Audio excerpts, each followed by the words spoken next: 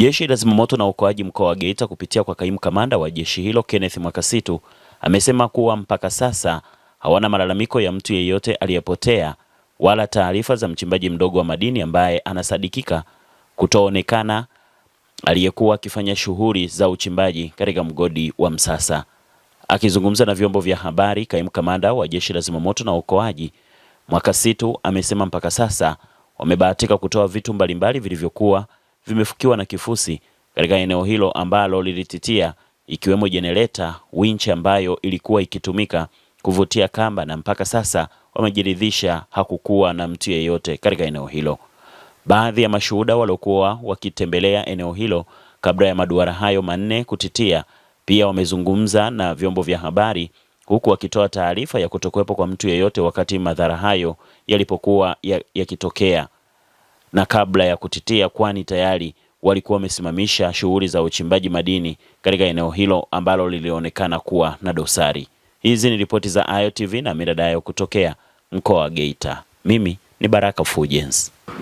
Mnamo jana mida ya saa 5 nilipigiwa simu na afande RPC kwamba kuna mashimo au maduara ambayo tunasema yametitia, na kweli kuna timu ambayo iko hapa ya Bukombe ilifika eneo la tukio na kukuta kweli kuna mashimo ambayo yametitia, lakini kwa bahati nzuri mashimo ambayo yametitia yalikuwa yapo katika ukarabati. Kwa hiyo kulikuwa hakuna binadamu au kiumbe chochote kilichopo kwenye yale mashimo, na muda wa haraka zoezi la utafutaji lilianza huo muda wa jana. Kwa hiyo jana kulikuwa kuna timu nyingi, tulikuwa na jeshi la polisi, tumeshirikiana nao vizuri. Pia tulikuwa tuna watu wa idara ya madini kwa upande wa huku ni Mbogwe na Bukombe. Pia tulikuwa tuna wachimbaji, na pia tulikuwa tuna viongozi wa mgodi na wale wakaguzi ambao tuna maarufu ni machifu na mainspector, tulikuwa nao katika zoezi la jana la utafutaji. Lakini hadi mida ya saa 5 tulisitisha zoezi la utafutaji kwa sababu kulikuwa hakuna binadamu wala kiumbe yoyote aliyekuwepo katika ile eneo la tukio. Kwa hiyo kuna taarifa zimesambaa ambazo tunasema sisi tunaita rumors, kwamba ni taarifa za kizushi. Wamesambaza taarifa kwamba kuna binadamu wako mle ndani au kuna watu ambao wamefariki, lakini naomba nitoe kwamba hizo ni taarifa za kizushi. Hakuna binadamu aliyepata madhara, hakuna miili ambayo ipo katika hilo shimo au katika ile eneo la tukio, na mpaka muda huu zoezi la utafutaji linaendelea. Zoezi ambalo lipo sasa hivi ni la ufungaji wa timba au mabox ambao tutasaidia tuweze kufika paka chini eneo lilipoza, kwa ambapo tunajua ile eneo ni salama. Na kwa kuongezea tu, timu ya zimamoto na watu wa madini na pia mainspector walipitia njia nyingine za dharura kuweza kujua kule chini kuko vipi. Hatuna njia moja tu ya kufikia ile eneo, kwa tuna njia nyingi sana za huko chini. Kwa hiyo tumejiridhisha kwamba kuko salama, lakini kitendo kinachofanyika sasa hivi ni cha utafutaji, ambapo kuna watu wanaojulikana kama tunasema manyani au tunasema ni wavamizi ambao hawana vibali. Kwa hiyo hao tuna wasiwasi kwamba inawezekana wakawepo labda walinasa, lakini paka muda huu hatuna lalamiko lolote la mtu aliyepotea, au kama kuna mtu kwamba patikani au mzazi au mlezi aliyepiga simu kwenye huu mgodi wa Msasa kwamba kuna ndugu yake aonekane. Eneo liko salama, liko vizuri kabisa. Kwa hiyo ni taratibu nyingine ambazo tunasubiri ziweze kuendelea, zoezi letu liweze kufanikiwa. Kwa sasa hivi tunachoendelea nacho ni ufungaji wa matimba, ambapo hili ni zoezi la kitaalamu zaidi, alihitaji haraka, na mpaka jana tumejiridhisha tumeweza kutoa generator ambayo ilikuwa pale chini. Pia tumetoa winch ambayo inatumika kuvutia kamba. Kwa hiyo utaona kabisa generator na winch limepatikana. Hakuna viashiria vya binadamu, nguo, labda kuna bakuli au sahani ambavyo vinasema hivyo ni uashiria kwamba kuna watu walikuwa katika ile eneo.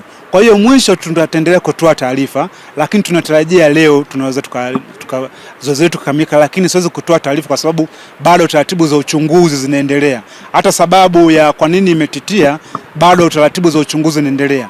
Zoezi la uchunguzi ni zoezi la ambalo linashirikisha taasisi mbalimbali. Kuna zimamoto, kuna jeshi la polisi, kuna idara ya madini, kuna watu wa hapa ambao tunasema ni inspector na wamiliki wa madini. Baadaye tutatoa ripoti ambayo itaweza kutumika kwamba kujua chanzo ni nini. Kwa sasa hivi bado zoezi la utafutaji linaendelea.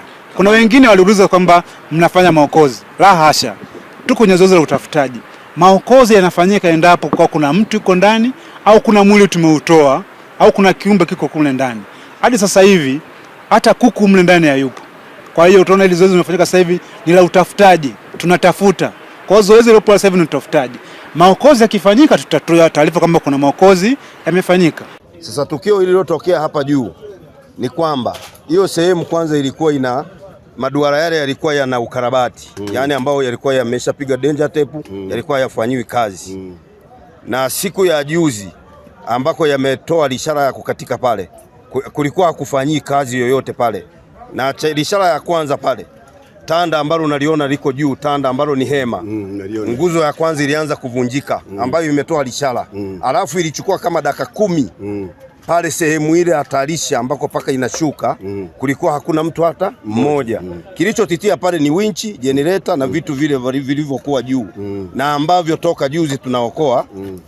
Kitu cha kwanza tulichokifikia ilianza bambam, ikafuatiwa generator, ikafuatiwa ile pikipiki ile ambayo ilikuwa kwenye winchi, na mpaka sasa hivi bado tunaokoa. Hatujapata kitu chochote ambacho kinaashiria hata shati ya mtu au mwili wowote wa mwanadamu. Naomba nijaribu kuielezea kwa urefu zaidi.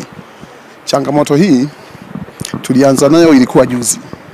Eneo lile lionyesha kuleta changamoto, lakini ndani ya changamoto ilikuwa ni changamoto ya kiusalama ambayo baada ya kuiona mainspekta walichukua hatua na kuandika maelezo ya ufundi ukarabati wa yale maeneo. Kabla zoezi halijaanza, lile eneo tuliwekea utepe kama kawaida yetu. Jana asubuhi kulipopambazuka, kama kawaida huwa tuna shughuli zingine asubuhi kabla ya kuruhusu kazi za uchimbaji kwenye hili eneo.